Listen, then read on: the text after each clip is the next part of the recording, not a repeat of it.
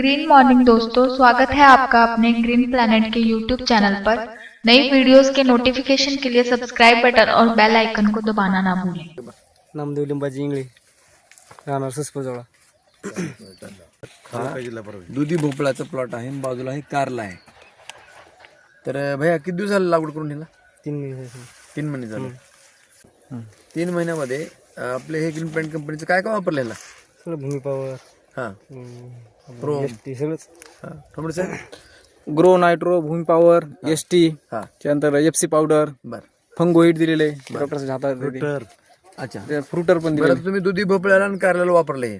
अजून कोणत्या पिकाला वापरले ग्रीन प्लॅनेटचे प्रोडक्ट? केळीला उसाला सगळंच वापरतो. सगळं वापरले. कधीपासून वापरताय? 7 वर्ष झाले. 7 वर्ष झाले. रिझल्ट तिचा नंबर आहे पावणेकर रानामध्ये आतापर्यंत माल किती निघाला आपला? 60 टनापर्यंत निघाला.